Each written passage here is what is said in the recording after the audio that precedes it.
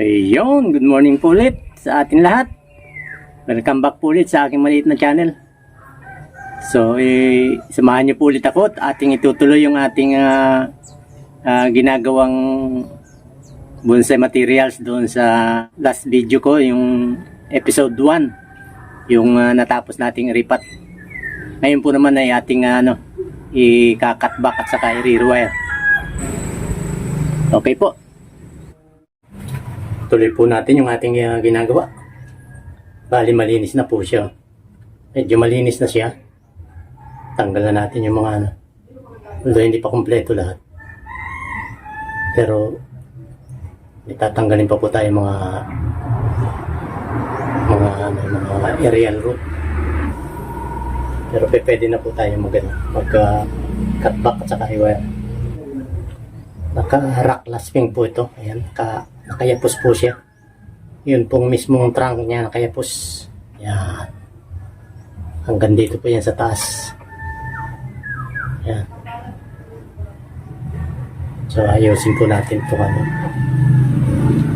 wiring. Yung pong ibang wiring natanggal ko na dahil lumubog na rin yan. Lumubog na sa katawan. Bali ang gagamitin po natin yung ating mga dating wiring.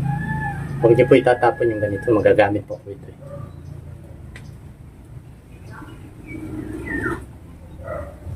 So ayan po, isa tayo mag-wiring.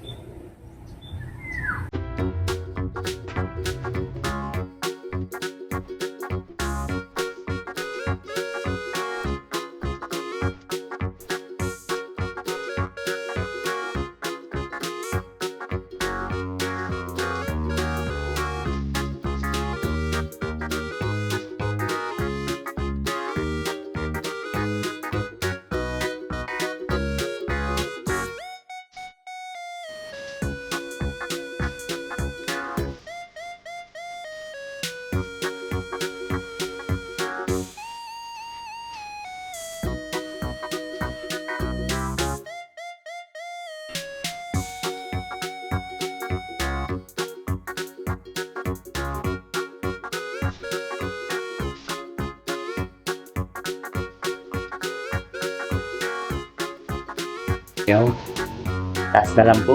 Wala lang po ang area na ito yung ating i-wiring. Kaya po ito po yung yan, bilang side.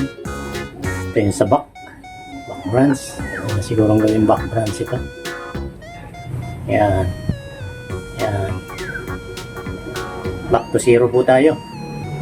Tinanggal na po natin yung mga ibang dahon. Dito naman tayo sa taas.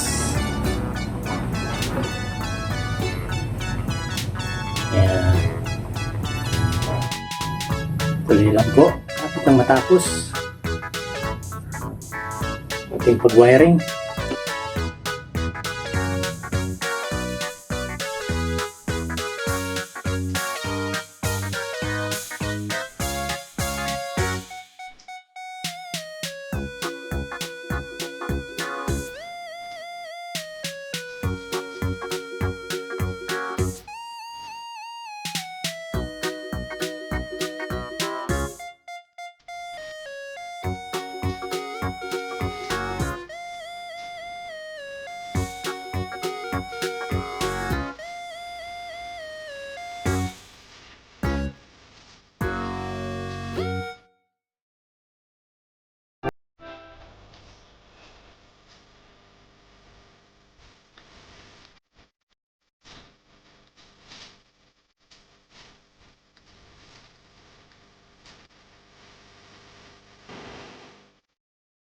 So ayan po, medyo maingay lang po yung glass cutter.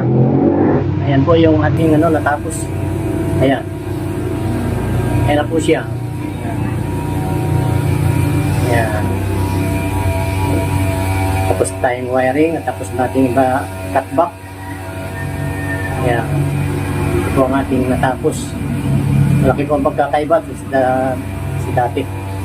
Ayan. Ayan na po yan. Ayan na natin na makarecover ulit yung kanyang mga shifts niya, yung mga dahon niya. Okay po. Ayan po ang kalat natin. Ayan. Ayusin ko pa lang po. So ayan. Ating didiligan. Yan po nang tapos natin.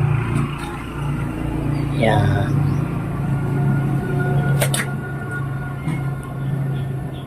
Malaking iba po ang pagkakaiba sa dati kanina. Ayan.